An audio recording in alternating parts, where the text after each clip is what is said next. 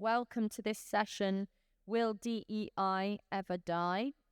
My name is Ella Whelan. I'm the co-convenor of this Battle of Ideas Festival. I'm really delighted to be chairing this session.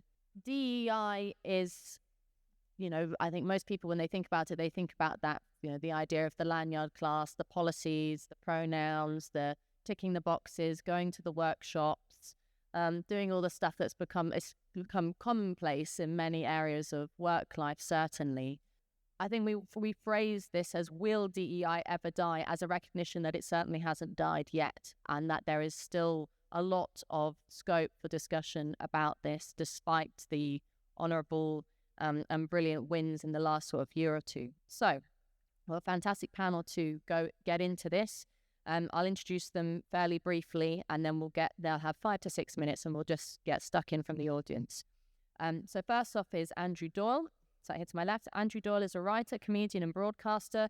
He's the author of lots and lots of books: The End of Woke, How the Culture War Went Too Far, and What to Expect from the Counter-Revolution, which is his latest one out this year. And that's really actually what, in part, the blurb quotes Andrew, inspired this session of thinking about what has been the shifts in relation to woke and DEI and all the rest of it.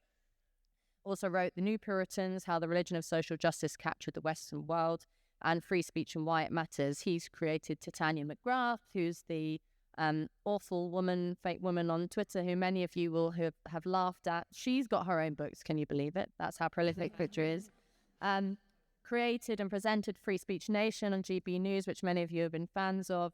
As well as headliners, and he's a columnist, a writer, Spiked, and is now in America doing lots of exciting things, writing sitcoms and hopefully producing some more brilliant work. So thank you very much, Andrew, for being here.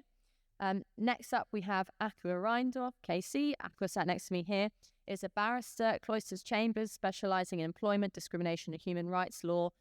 She's instructed in high-profile trials and investigations involving polarising and contested identity and equality issues. Her recent work includes representing Alison Bailey, a case which many of you have been familiar of, in the first successful case against a service provider for gender-critical belief discrimination, and she acts for Sex Matters in their judicial review of the British Transport Police's strip-searching policy. In 2021, she wrote the Reindorf Report for the University of Essex, which was widely reported as a landmark contribution to the debate on sex and gender, for somebody who's very much an expert in this aspect of the DEI discussion. So thank you for being with us, Akua. Next, we have Tim Crowley on the end of the table here. Tim is a member of the School of Philosophy at University College Dublin and a convener of the Dublin branch of Academics for Academic Freedom, a brilliant organisation that's got their stall just out there. Go and talk to them. His DPhil thesis on Aristotle was awarded the University of Oxford's prestigious Cunnington Prize, awarded triennially for the best dissertation in ancient philosophy. In 2020, he published Hack Among the Feminists, or Where Are the Women, which is now the most downloaded paper in the history of the UCD School of Philosophy, which is obviously a very good writer. You should go and look up some of his works. He's worked with FIRE, the Foundation for Individual Rights and Expression, doing a report, so far the only report ever produced by FIRE in a non-US based university, on the issue of free speech and civil liberties. So very delighted to have you here, Tim. Next, we have Meghan Murphy, who's right at the end of the table there next to Andrew. Meghan is a Canadian writer, journalist, and host of The Same Drugs.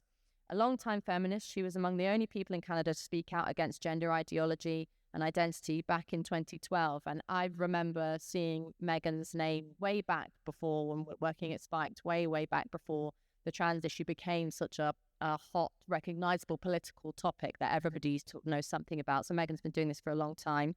She testified against Bill C-16, Canada's gender identity legislation, in 2017. She travelled the world, including to London, thank you, Meghan, advocating for the protection of women-only spaces and warning of the dangers of gender identity and ideology. She's a fierce advocate for free speech, women's rights, civil liberties, all the things that we like here at this festival. So thank you very much, Meghan, for being here. And then last but not least, I have James Esses sat next to me here. James is a psychotherapist, a writer, a campaigner, and an investigative journalist. He's the founder of Just Therapy, a UK-based directory of clinicians committed to ethical, explorative therapy free from ideology and identity politics. He spent many years campaigning against the harms caused by gender ideology and established the Declaration for Biological Reality, calling for the significant change to public policy in space, James brought high-profile legal action against the UK Council for Psychotherapy, and his case resulted in a significant statement protecting therapists in the UK and gender-critical beliefs. So, again, someone who's been on the coalface of these issues. So can we please welcome our panel?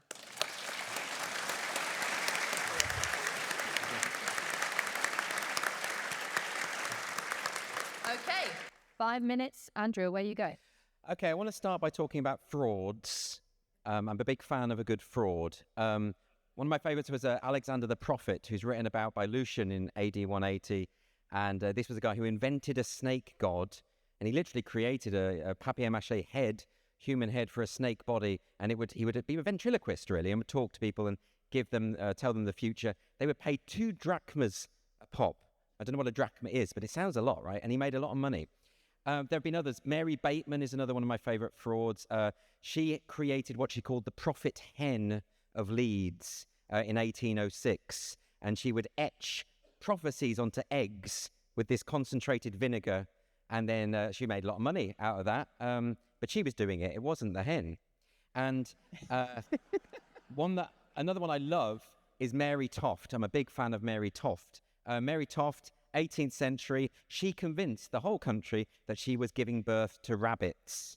And I won't tell you how she did it because it's a bit grotesque, but she became very, very famous. She tricked the king's surgeon. Pamphlets were written about this miracle, but it wasn't real. She was even immortalized in a portrait by Hogarth, where she's lying on the bed giving birth surrounded by lots of rabbits. What an honor, you know? And but all of these things, all of these frauds, in a way, they do identify, they do have satirical outcomes, don't they? They sort of point to the gullibility of the ruling class. But I don't think any of these people wanted to be satirical. They were in it for the money and in it for the fame. Which brings me on to Robin DiAngelo. Now, because I think she is the latest manifestation of this kind of, she's a modern day Mary Toft, going around corporations, giving birth to her various rabbits around the place. She's charging 14 grand for a session in a corporation. She earns apparently roughly 750,000 a year for doing this. But she's a fraud. And I've read her books, so I know this. I know that she's a fraud. Now, in one speech at, she's a DEI expert, by the way, just to explain why this is relevant. Well, specifically, she's an expert on whiteness. Now, she famously went to Coca-Cola, and there was a snapped screenshot of her talk with her slogan. The main takeaway from this session with the employees at Coca-Cola was, try to be less white.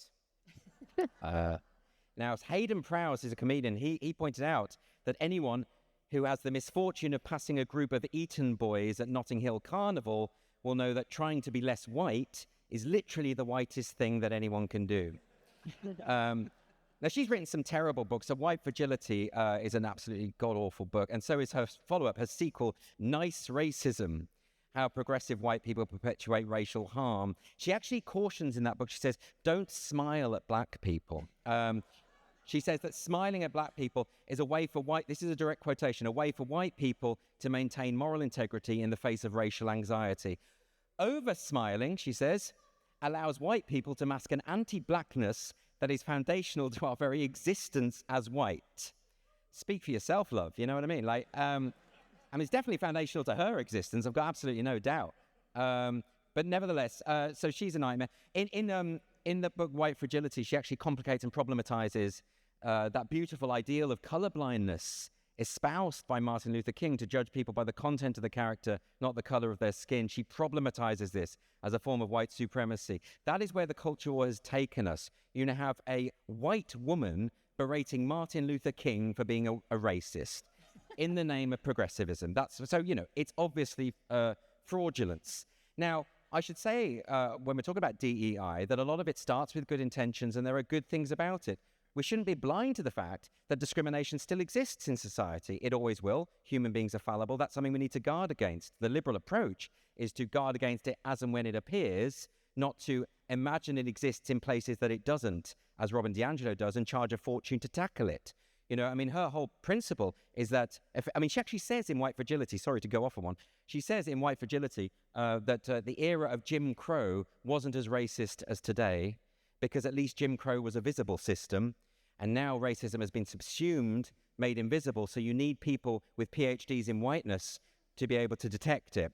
It's an incredible grift, really. Now, so DEI is a different thing. DEI is, as far as I can see, a kind of pseudo-religious creed that takes and actually plays upon the good natures of most people. Most people have a very low tolerance for any kind of discrimination based on immutable characteristics. We don't want to live in that society, and we want to address it, and that was really the principle. But the problem is that the terms, as usual, have been hijacked by culture warriors to mean the opposite of what they ostensibly mean. So equity doesn't mean equality. Equity is effectively the idea of treating people unequally in order to equalize identity-based outcomes. When they say equity, people think they're saying equality because it sounds a little bit similar. And that's how they've tricked a lot of people. Diversity is best decoded as political homogeneity, inclusion as exclusion of nonconformists. So this is very much a belief system that has seized a lot of power. It's an $8 billion a year annual industry. According to Glassdoor, which is a website that provides salary estimates, a chief diversity officer earns an average of $250,000 a year. So I would just finish by saying, I think oppression is a very lucrative business, apparently, and we have to do something about it and go back to the core principles of actually addressing discrimination as and when it occurs and not just handing checks to these absolute frauds.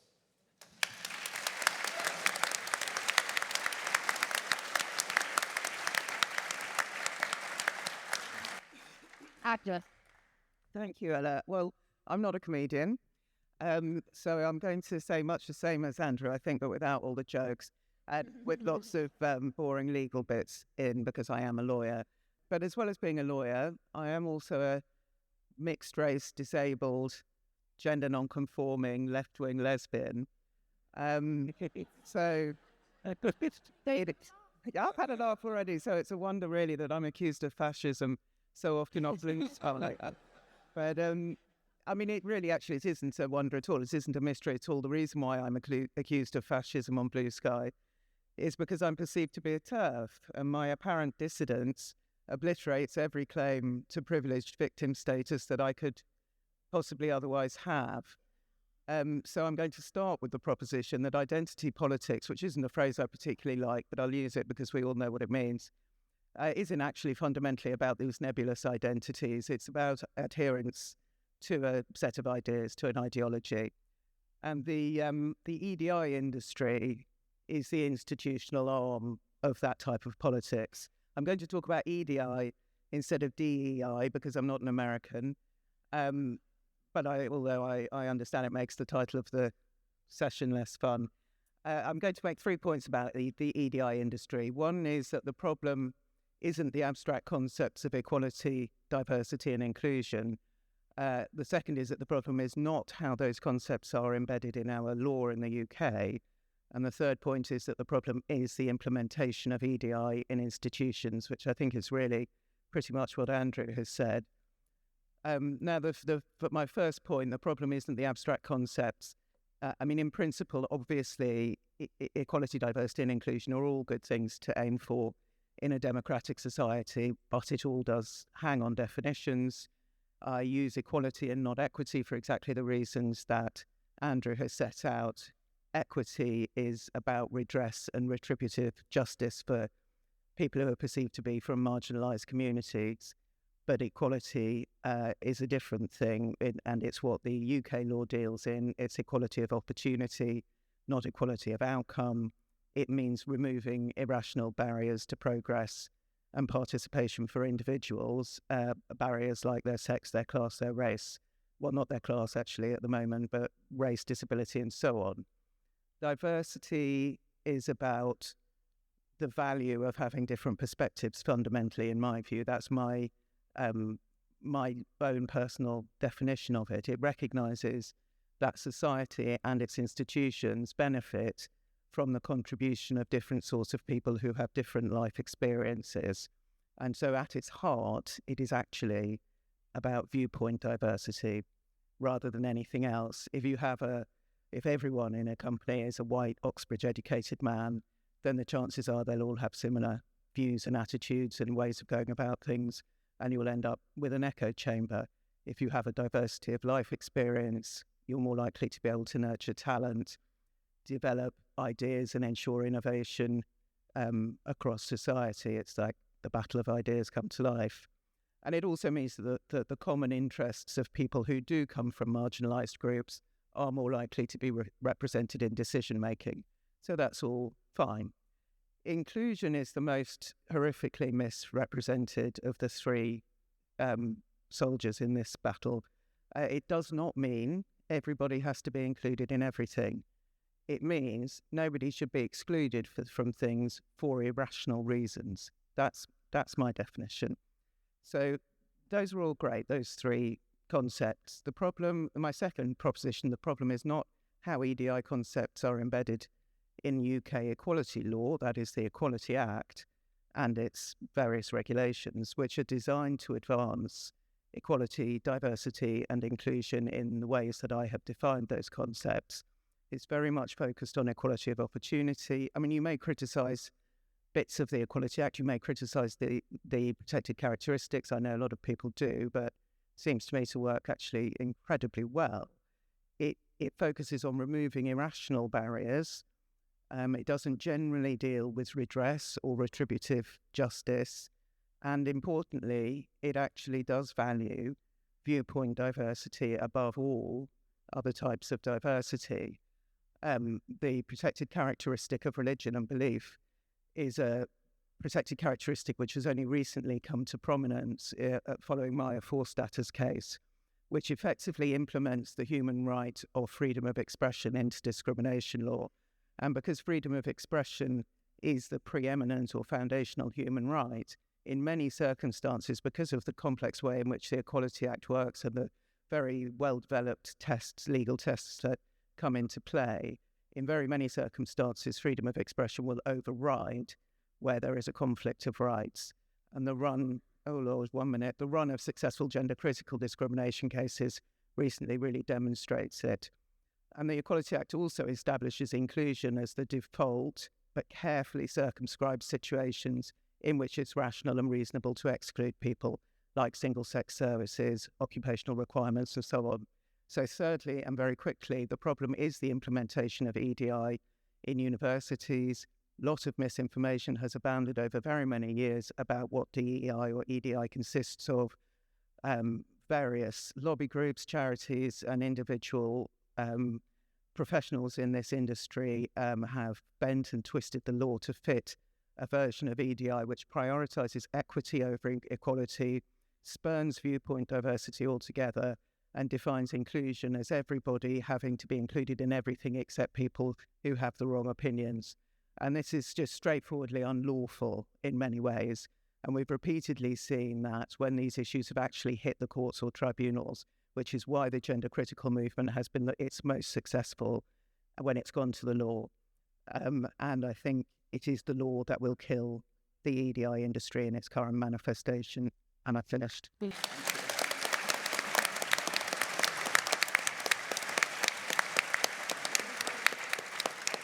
Lovely. Tim? Thank you. It's really an honor to be in such distinguished company. It's so distinguished, in fact, that while I acknowledge Akua's exemplary diversity credentials, I'm going to have to assume that I'm the diversity hire here. I can only imagine that DEI initiatives have been so successful that being a white, male, heterosexual academic is now a protected category. Or it could be being white, male, heterosexual, and Irish, but you might think James fits those categories too. But last time I heard James speak, he was worried that his period was late. So following my university's EDI gender identity policy, I'm making no assumptions about his gender, and neither should you. I hope that all works out, James. Sure. Clearly, I am the diversity hire because, I'm plagiarizing his joke. Nothing screams diversity hire like plagiarism. Okay, so let's begin. I'm going to call it EDI as well. That's what I'm used to. But I come to praise EDI, not to bury it. And it deserves praise, or its practitioners deserve praise.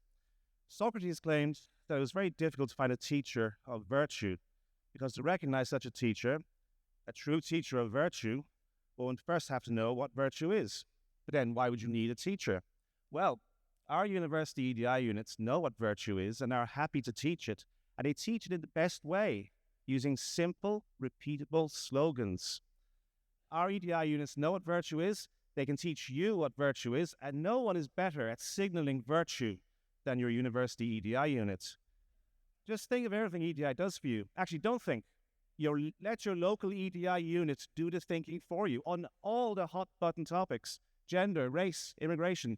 EDI has you covered. How could we go about our professional lives, I ask, if we did not have EDI to give us training in manners and morality, dignity and respect? If we did not have EDI to guide us in our behavior towards people of other ethnicities or races, or guide us in the ethics, indeed the mechanics of interacting with the opposite sex, gender. Without EDI, how would we know that any disparity in outcomes between individuals of different races is conclusive proof of racism, admitting of no other possible cause? How else would we discover that the answer to past discrimination is not colorblindness, but present and future discrimination? Without EDI, how could we know that flirting is sexual harassment, that banter is bullying, that it, whatever it is sexual misconduct? These uplifting, edifying, EDI-ifying, if you will, slogans have been pasted on my campus for the last 3 years. And who is to say we are not all the better for them? Without EDI and its introduction of the report and support tool, how could we report on our colleagues or students or their teachers anonymously? The genius of this tool is that it ensures people watch what they say at all times, leading to a much healthier and, crucially, a much safer campus environment. And what would we do if we did not have EDI to help us become aware of our unconscious biases? Our EDI teams give us training to help us remove our unconscious biases and replace them with conscious ones. Biases, still, yes, but correct ones, one might say, to coin a phrase, politically correct. Our EDI units are so wise and so efficient that they have digested the wisdom of the ages on morality and ethical behavior and condensed it into a multiple-choice online quiz that shouldn't take much more than an hour or so to complete. And the thing is, those in our EDI units must be extraordinarily wise. For imagine the risk of damage to the university as an institution. Imagine the risk they'd be taking if they were not, in fact, as wise as they undoubtedly are. To tell academics, experts in their fields, what to think and what to say and what to feel. It's truly the mark of great intelligence. And do not even dare to ponder the financial expense to the university sector of EDI. Not that you would get anywhere. One of EDI's greatest achievements is that equality, diversity, and inclusion efforts resist cost-benefit analysis. In reply to a parliamentary request for the full economic cost of EDI initiatives of the third-level sector in Ireland, to ascertain the value for money of this expenditure of core exchequer funding, the Irish Minister for Higher Education said it would not be possible because EDI is so interwoven, so embedded, very fond of that word, embedded, if you will, in the third-level sector. That's marvelous stuff. So let's not quibble over its expense. Let's keep the focus on EDI's successes. For instance, the EDI unit at my university produced an award-winning gender identity policy in which they took a sword to the Gordian knot of gender controversies and simplified things for everyone. It told us, for instance, that everyone has a gender identity, whether you like it or not, and that misgendering is unlawful discrimination, even though that is not actually the case yet. Let's say it's an aspirational document. And the aspiration is that we all commit to fostering an environment that promotes self-identification of gender. That commitment is one of the principles of the Athena Swan Ireland Charter. Another commitment, in fact, the basic premise of Athena Swan, you have to admire this, another commitment is that the claim that EDI policies strengthen higher education is another commitment that you have to make. So think about that. Given that Athena Swan basically guides EDI policy in Ireland, this essentially means that the key EDI document in Ireland demands commitment to the premise that EDI strengthens higher education. So who are we to object? That's ironclad reasoning.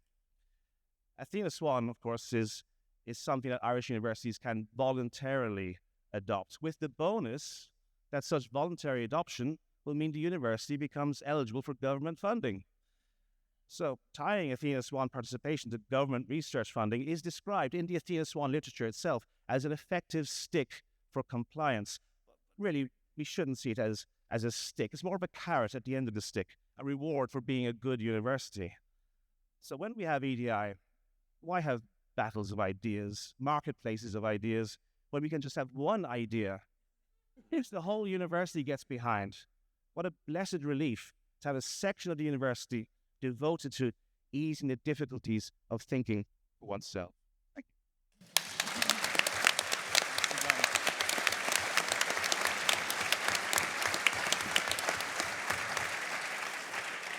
you. Okay, Meghan. I think I'm particularly biased against DEI policies as I come from Canada, which is more commonly known as Tranada. The land of the slow middle child, desperately angry at its irrelevancy, but too polite to do anything about it. Instead of dealing with practical matters of people not being able to afford homes or foods, the country has instead dedicated itself to the endless acknowledging of, rallying around, policy implementing, and reporting on Canada's need to feel endlessly terrible and guilty about a racism and bigotry that really doesn't exist in the country, talking about the endless need for inclusion and acknowledgement, despite the fact that all of this inclusion and acknowledgement seems to have accomplished nothing in terms of making Canada a less virulently racist, transphobic, and generally discriminatory place. Canada has institutionalized DEI so successfully, to me, it's difficult to see how it could ever truly be rid of it.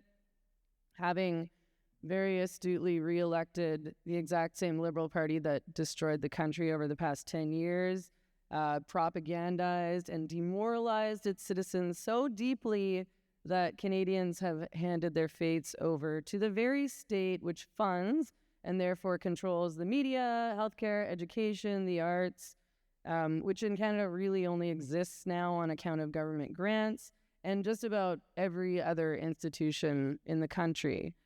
DEI is so thoroughly implemented across Canada that it's become an industry in and of itself, similar to America, although state-funded. Businesses, institutions, industries, and of course government entities can hardly function without hiring all these strategists, trainers, analysts, researchers, reporters, and the HR people responsible for implementing the ever-updating DEI policies and processes.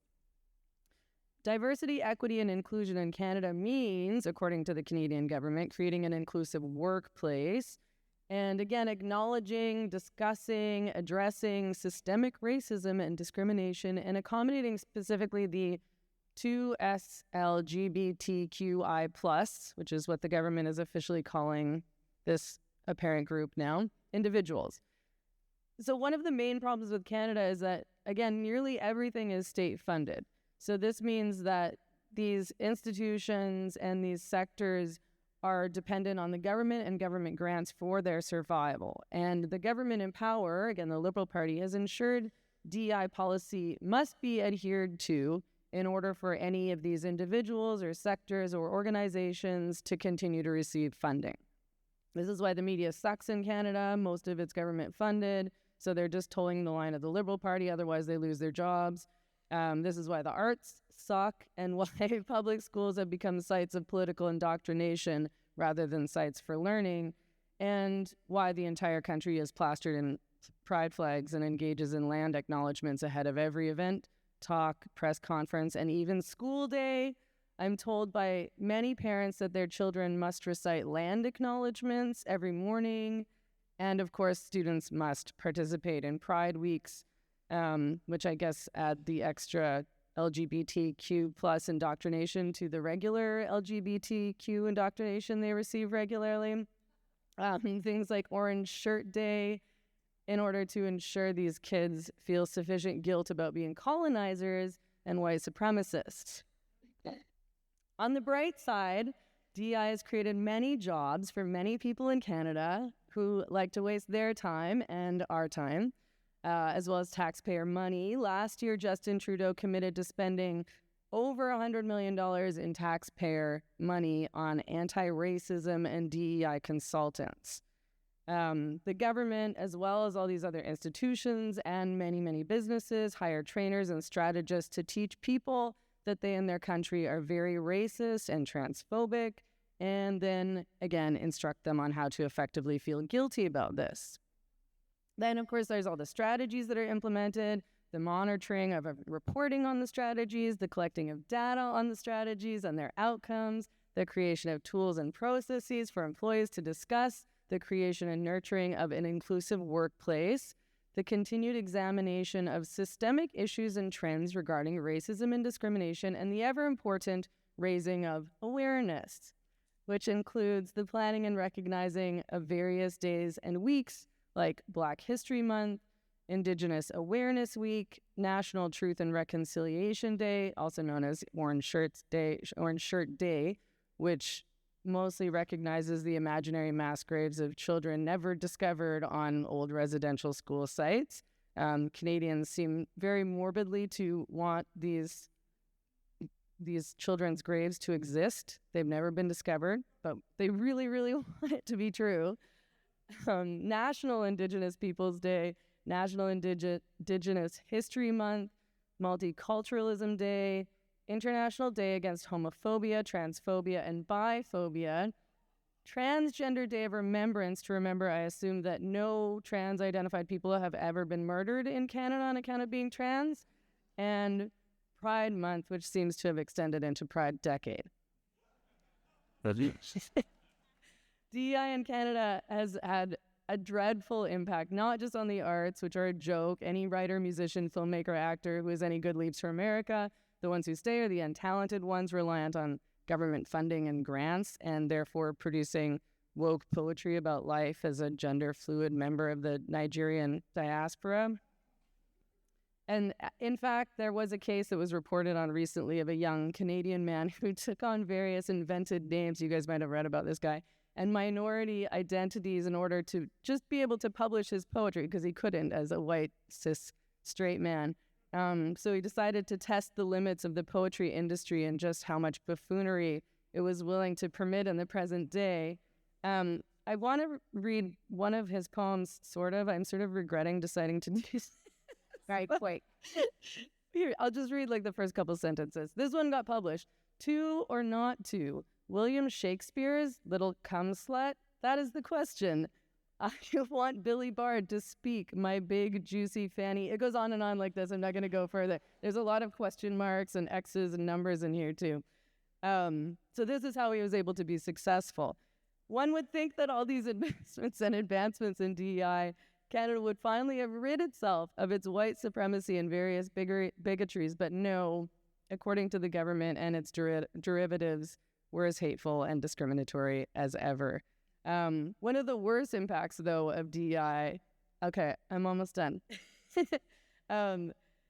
Worse than white male poets not being able to get published is that you may have heard about in 2019, Vancouver Rape Relief and Women's Shelter, which is the longest standing rape crisis line and transition house in Canada, famously lost their city funding due to their insistence on maintaining a woman-only space. So their refusal to include men identifying as women, a demand that every other shelter in the country, rape crisis line, transition house, etc., caved to, meant that they no longer adhered to government inclusion policies. So in other words, the most marginalized women, which are the kinds of women that require these services, victims of the most serious abuse, who have nowhere else to turn and no resources, hence the need for a transition house or shelter, lose services in order to be inclusive. Okay.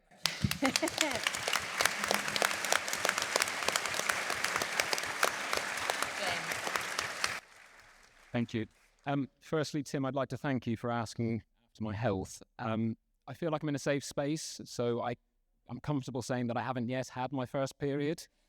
But the NHS tell me that if I believe it, it will eventually come true. So, okay, look, over recent months, the prevailing narrative has been that woke is withering and DEI is dying, that we're through the worst of it, and all we need to do is wait for society to return to a state of equilibrium. But I disagree. I wish it were true that woke and DEI are on the cusp of extinction. but they aren't. This misguided notion is based on the narrative that these are simply political or social justice movements, or alternatively, a set of ideological beliefs. Such movements and trends come and go, it is argued. However, in my opinion, they embody something far more pervasive, contagious, and intangible. They embody a new form of mental illness. And as part of a book project I have in development, I have labelled this the victim virus. Now, a diagnosis of the victim virus is made up of a number of cognitive distortions and defense mechanisms. So here are just a few examples. Projection. This is attributing characteristics one finds unacceptable in themselves to others. And here we find the anti-racist racists who claim to be firmly against racism, but in fact show themselves more than willing to discriminate against those with the wrong skin colour. And we can observe this through the increased vilification of whiteness. Secondly, splitting. This is the segregating of experiences into all good and all bad categories with no room for ambiguity or ambivalence. And we witness this through the creation of a world of oppressor versus oppressed. Demands being made of UK taxpayers to fund colonial reparations, or organisations encouraging their staff members to take part in privilege walks in which their privileges can be compared to one another. Mind reading. A cognitive distortion in which people believe that they can read the minds of others and impute intent. And we see this through the increasing tendency towards policing speech and behaviour. For example, corporate training suggesting to able-bodied people that holding the door open for someone in a wheelchair may be a microaggression. Yes, ladies and gentlemen, you've heard it here today. It's actually inclusive to let the door slam in their face. And regression, a defense mechanism which involves reverting to an earlier developmental stage and becoming childlike in nature and thought processing. A state of learned helplessness in which people convince themselves they are perpetual victims and constantly vulnerable to attack. And this can be observed through the creation of safe spaces and other forms of infantilization, such as the employers who offered free counselling to their staff members to help them cope with the trauma of the election of Donald Trump. Now, the victim virus spreads silently and invisibly by social contagion. Throughout history, we've witnessed the phenomenon of mental ill health being transmitted from person to person. From eating disorders to Tourette syndrome, human beings have demonstrated that they are vulnerable and impressionable to the spread of thoughts, feelings, and behaviours. Now, thankfully, usually the spread is localised, but the victim virus is anything but, because rather than person to person, it has been spreading from organisation to organisation and even jurisdiction to jurisdiction. The proliferation of technology and social media has brought about increased opportunities for ideological grooming. The cognitive distortions making up the victim virus have been role modelled by our celebrities, business leaders and politicians, allowing for a more rapid spread. Our entire lexicon has shifted, enabling the victim virus to easily seep into the collective unconscious. Now, unfortunately, large swathes across the Western world have been infected. Being a mental health condition, it doesn't just get wished away. It doesn't respond to logic. It doesn't respond to organisational policies. It doesn't follow executive orders. And we witnessed this in response to the pivotal moments that supposedly rang the death knell of DEI. The clearest example is what has taken place following the UK Supreme Court judgment from April, which made it clear that sex means biological sex.